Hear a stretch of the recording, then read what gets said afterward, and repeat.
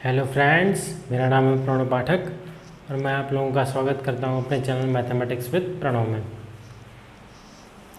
हम लोग 12वीं की मैथमेटिक्स पढ़ने चल रहे हैं, जिसमें चैप्टर अभी मैट्रिक्स अलजेब्रा ऑफ मैट्रिसेस का चैप्टर चल रहा है, जिसे मैं कोशिश करूंगा आज या कल तक के लेक्चर में फिनिश कर दूं, फिर हम आगे चलें। तो आज जो सवालों का क्रम या जो कॉन्सेप्ट का क्रम चल रहा था उसे हम आगे बढ़ाते हैं। आगे हम देखते हैं कि हमें क्या पढ़ना है। तो आइए, अभी लाइट नहीं आ रही, इन्वर्टर से लाइट चल रही, मैं उससे काम चला रहा हूँ। अब मैं कब तक लाइट का वेट तो ज़्यादा देर तक कर नहीं सकता।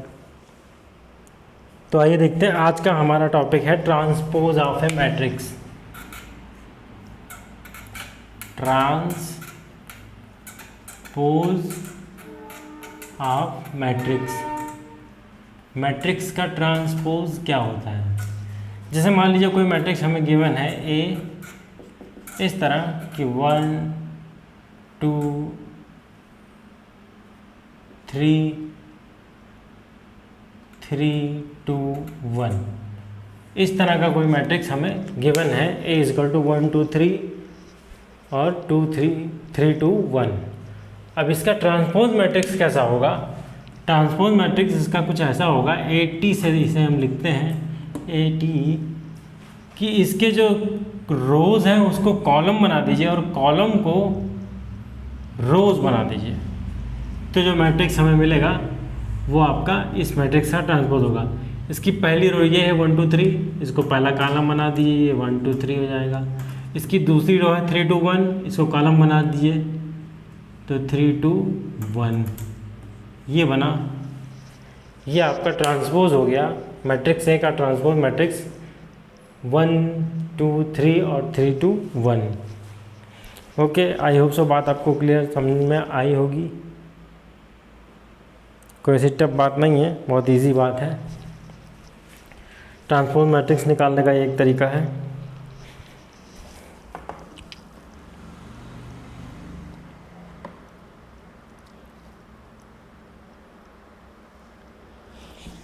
कहने का मतलब ये है कि अगर ए कोई मैट्रिक्स है m क्रॉस n का, तो इसका मैट्रिक्स का ट्रांसपोज जो होगा वो ए n क्रॉस m का मैट्रिक्स होगा। अगर कोई matrix A m cross n का मैट्रिक्स है तो उसका जो ट्रांसपोज होगा वो n क्रॉस m का मैट्रिक्स होगा, यानी कि ऑर्डर रिवर्स हो जाएगी। रो कॉलम में कन्वर्ट हो जाएगी और कॉलम रोज में कन्वर्ट हो जाएगा। तो आई होप से बात आपको समझ में आ गई होगी। ये बहुत आसान बात है। अब आइए देखते हैं प्रॉपर्टीज ऑफ ट्रांसपोज क्या है। आई होप से ये बात आपको क्लियरली समझ में आ गई होगी, या एक आध एग्जांपल मैं और ले लूँ अगर आप को ना बातें समझ में आई हो। आई होप से इतने से आप क्लियर हो गए होंगे।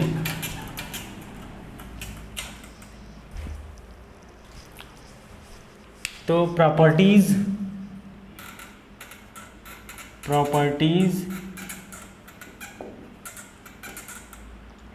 ऑफ ट्रांसपोज ये क्या होती है? पहले प्रॉपर्टी, किसी मैट्रिक्स के ट्रांसपोज का ट्रांसपोज वही मैट्रिक्स होता है। किसी भी मैट्रिक्स के ट्रांसपोज का ट्रांसपोज वही मैट्रिक्स होता है। इसका रीज़न ये है कि जब आप ए का ट्रांसपोज लेंगे तो m क्रॉस n है, तो वो आपको n क्रॉस m मिलेगा। अब इसका अगर आप फिर ट्रांसपोज ले लेते हैं n क्रॉस m का, तो ये again a m cross n बन जाएगा, जो कि यही है जो ये है। a है अगर कोई मैट्रिक्स जो m क्रॉस n का है, उसका ट्रांसपोज आप लेते हैं तो n क्रॉस m का मैट्रिक्स बन जाएगा। और इसका अगर फिर ट्रांसपोज लेते हैं n क्रॉस m का, तो ये a की power a m cross n का मैट्रिक्स हमें फिर से मिल जाएगा। ओके, आई होप सो पहली प्रॉपर्टी आपको समझ में आ गई होगी। अगली प्रॉपर्टी जो है वो क्या है? अगली प्रॉपर्टी है कि अगर a प्लस बी दो मैट्रिसेस के सम का ट्रांसपोज लेना है तो उनका अलग अलग ट्रांसपोज एडअप हो जाएगा। यानी कि ए प्लस बी का होल ट्रांसपोज अगर हम लेते हैं तो वो A transpose plus B transpose के इक्वल होगा। ये है हमारी दूसरी प्रॉपर्टी। ए प्लस बी या ए माइनस बी अगर होता है, यहाँ पे माइनस भी हम ले सकते हैं, तो वो A transpose minus B transpose के इक्वल हो जाता है। यानी दोनों मैट्रिसेस का अलग अलग ट्रांसपोज लेके जोड़ देने पर भी वही रिजल्ट मिलता है। अब अगर कोई स्केलर, थर्ड प्रॉपर्टी है, कोई स्केलर इसके ट्रांसपोज में मल्टीप्लाई हो रहा है तो वो के ए ट्रांसपोज में भी मल्टीप्लाई हो जाएगा। वो के ए ट्रांसपोज में भी मल्टीप्लाई हो जाएगा। और लास्ट प्रॉपर्टी, चौथी प्रॉपर्टी और सबसे इम्पॉर्टेंट प्रॉपर्टी वो ये है कि अगर ए बी का ट्रांसपोज निकालेंगे हम तो ये B transpose into A transpose के इक्वल आएगा। A transpose B transpose into A transpose के इक्वल आएगा। दो मैट्रिसेस के प्रोडक्ट का ट्रांसपोज अगर हम निकालते हैं, ध्यान दीजिएगा, अगर ऑर्डर है ए बी तो यहाँ बी और ए आएगा, और अगर यहाँ बी ए ऑर्डर है तो यहाँ ए बी आएगा। यानी कि दो मैट्रिसेस ए और बी के ट्रांसपोज हम निकालते हैं तो उसका ट्रांसपोज जो है वो बी ट्रांसपोज और इंटू ए ट्रांसपोज के इक्वल होगा। टू मैट्रिसेस के प्रोडक्ट का ट्रांसपोज उन मैट्रिसेस के रिवर्स ऑर्डर में ट्रांसपोजेस के प्रोडक्ट्स के इक्वल होगा। आई होप सो अभी तक की बात आपको समझ में आ गई होगी। तो ये थी ट्रांसपोज से संबंधित कुछ प्रॉपर्टीज़। आई होप सो आपको समझ में आई होंगी। आइए कुछ सवालों से हम इसको क्लियर कर लेते हैं। आइए देखा जाए कुछ सवाल।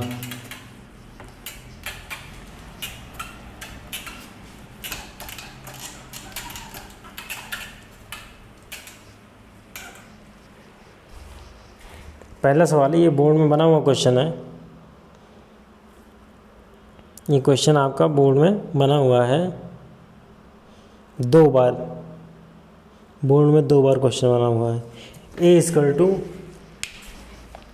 क्वेश्चन है ए इजकल टू -1 2 3 और बी है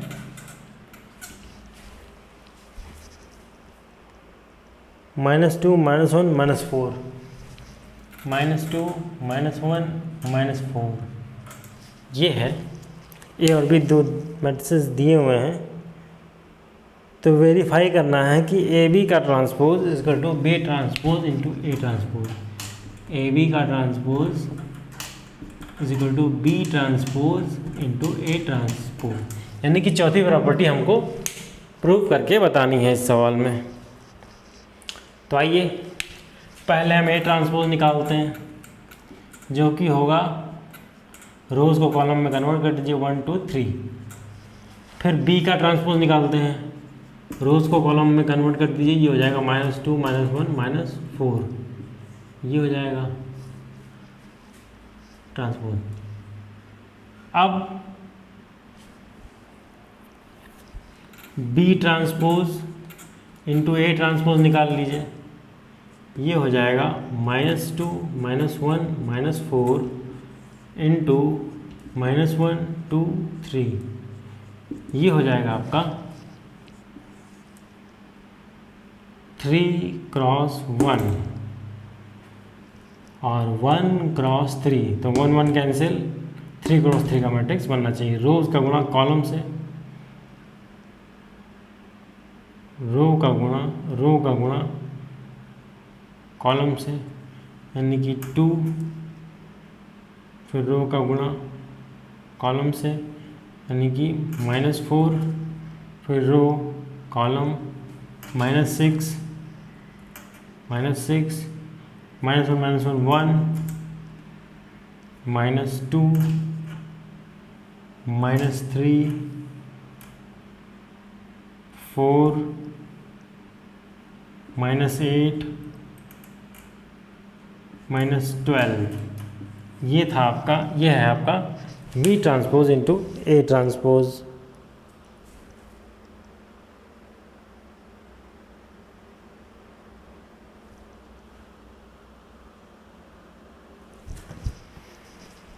ये आपका B transpose into A transpose है। अब आइए ए भी निकालते हैं, ए भी निकालते हैं। ए है आपका -1 2 3 और बी है आपका -2 -1 -4। इन दोनों का प्रोडक्ट हम निकालने चल रहे हैं। 3 क्रॉस 3 का मैट्रिक्स बनेगा रो का मल्टीप्लिकेशन कॉलम के साथ। पहली रो पहला कॉलम 2 -1 रो का मल्टीप्लिकेशन कॉलम के साथ 1, फिर -1 का -4, फिर 2 का -2 -4, फिर 2 का -1 -2, फिर 2 का -4 से -8। अब 3 का -6 3 और -12 -3। अब ए बी का ट्रांसपोज ले लीजिए, ए बी का ट्रांसपोज निकाल लेते हैं, जो कि आएगा आपका, रोज़ को कॉलम में कन्वर्ट करेंगे तो 2 -4 -6 1 -2 -8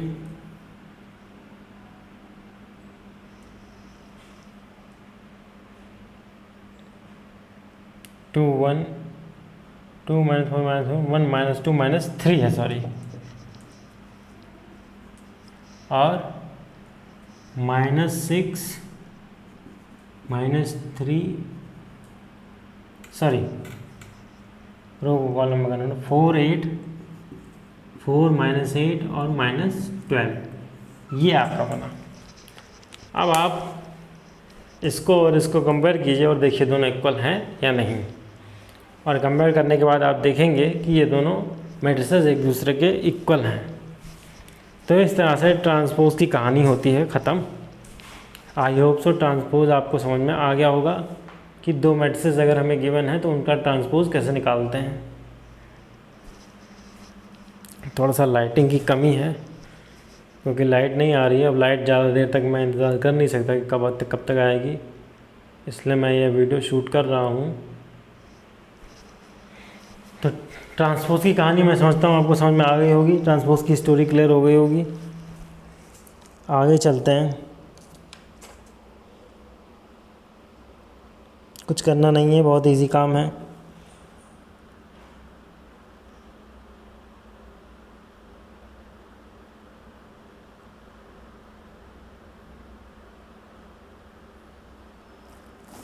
आइए एक सवाल और लेते हैं, एक क्वेश्चन और उठाते हैं, वो भी बोर्ड में बना हुआ क्वेश्चन है।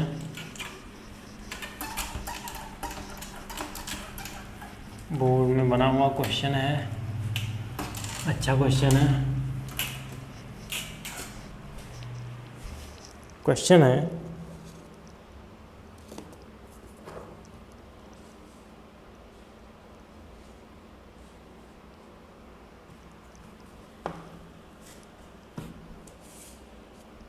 A transpose equal to this and B is equal to this. A transpose minus B transpose आपको फाइंड आउट करना है। A transpose is equal to, given है हमको 3 4 -1 2 0 1 -1 2 0 1 और B है हमें गिवन -1 2 1 -1 2 1 1 2 3 1 2 3 और हमें निकालना है A transpose minus B transpose, ये फाइंड आउट करना है हमें। A transpose minus B transpose हमें फाइंड आउट करना है। बोर्ड में बना हुआ क्वेश्चन है, तो आइए देखते हैं, इसे सॉल्व करने की कोशिश करते हैं। ए ट्रांसपोज तो हमें गिवन ही है, जो कि ये है। बी ट्रांसपोज निकालते हैं। बी ट्रांसपोज क्या होगा, रोज को कॉलम में कन्वर्ट कर दीजिए, ये हो जाएगा -1 2 1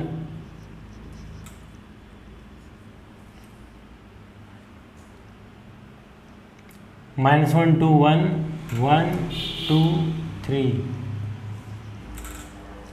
तो लाइट आ गई है, लाइट आ चुकी है। तो अब A transpose minus B transpose हमें निकालना है। ए ट्रांसपोज क्या है, 3 4 -1 2 0 1 माइनस बी ट्रांसपोज यानी कि ये -1 2 1 1 2 3। अब इन दोनों को आपस में घटा दीजिए, तो आपका फाइनल रिजल्ट निकल के चला आएगा। 3 में से -1 प्लस 1 यानी कि 4, 4 में से 1 गए 3, -1 -2 -1 -2 -3 2 -2 0, ये 3 है। 0 में से 1 गए -1 और 1 में से 3 गए -2। ये आपका फाइनल रिजल्ट निकल के आता है A transpose minus B transpose का। ओके, आई होप सो बात आपको समझ में आ गई होगी क्लियरली।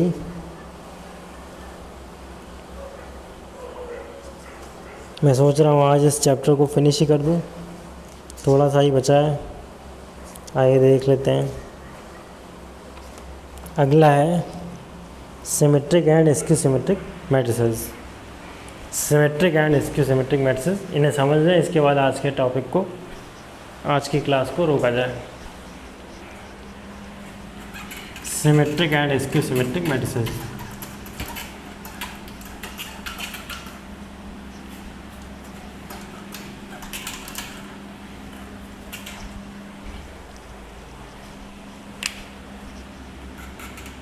सिमेट्रिक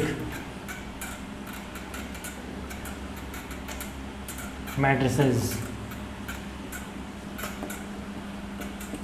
सिमेट्रिक मैट्रिसेस क्या होती हैं?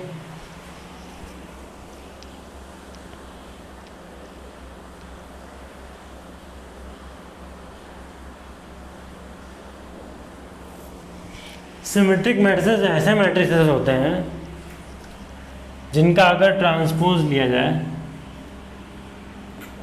तो वो उसी मैट्रिक्स के इक्वल होते हैं।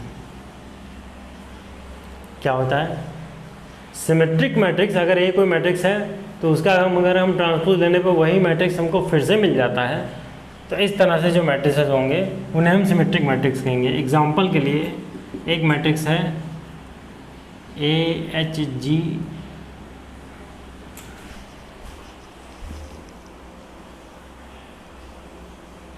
HBF DF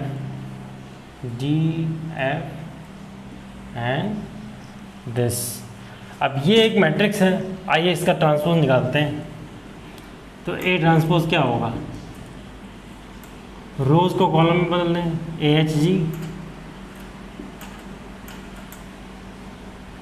HBF and again GF this. तो आप दोनों को कंपेयर करें और देखें तो दोनों एक ही मैट्रिक्स को रिप्रेजेंट कर रहे हैं। कहने का मतलब मेरा ये है कि अगर कोई मैट्रिक्स है इस तरह है कोई मैट्रिक्स कि उसका ट्रांसपोज उसी मैट्रिक्स के इक्वल है, तो हम ये कह सकते हैं कि वो मैट्रिक्स सिमेट्रिक मैट्रिक्स है। अगला है skew symmetric matrix. Skew symmetric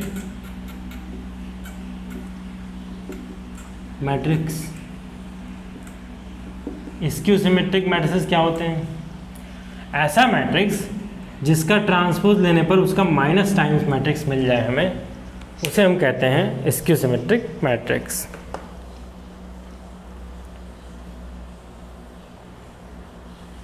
ऐसा मैट्रिक्स जिसका ट्रांसपोज लेने पर वही मैट्रिक्स हमें फिर से मिल जाए लेकिन उसके माइनस टाइम्स के साथ, तो उस मैट्रिक्स को हम स्क्यू सिमेट्रिक कहेंगे। जैसे हमारे पास एक मैट्रिक्स है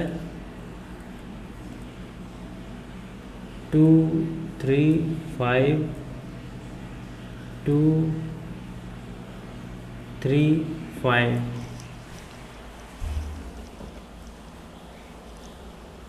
minus minus minus minus minus minus. Skew symmetric matrices की जो खास बात होती है वो ये होती है कि इसके प्रिंसिपल डायगोनल पे जो मैट्रिसेस होते हैं, जो एलिमेंट्स होते हैं वो ज़ीरो होते हैं। क्यों ऐसा होता है अभी आपको समझाता हूँ। पहले आप इन्हें देखिए। अब इस मैट्रिक्स का हम ट्रांसपोज लेते हैं, ई ट्रांसपोज, तो क्या मिलेगा आपको? पहले तो मैं 0 0 0 लिख देता हूँ आँख बंद करके। अब रो को कॉलम में 2 -3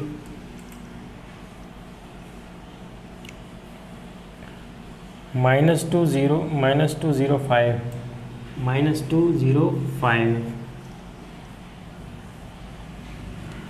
3 -5 0 3 -5 0।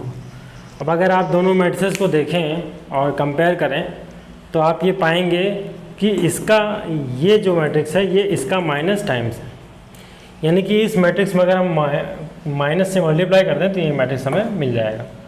अब बात आती है स्क्यू सिमेट्रिक मैट्रिसेस में लीडिंग डायगोनल यानी प्रिंसिपल डायगोनल के सारे एलिमेंट जीरो क्यों होते हैं? क्योंकि प्रिंसिपल डायगोनल यानी AII इज इक्वल टू क्या? माइनस AII ये होगा। इसको इधर ले आएँ तो 2AII इज इक्वल टू 0, यानी कि AII इज इक्वल टू 0।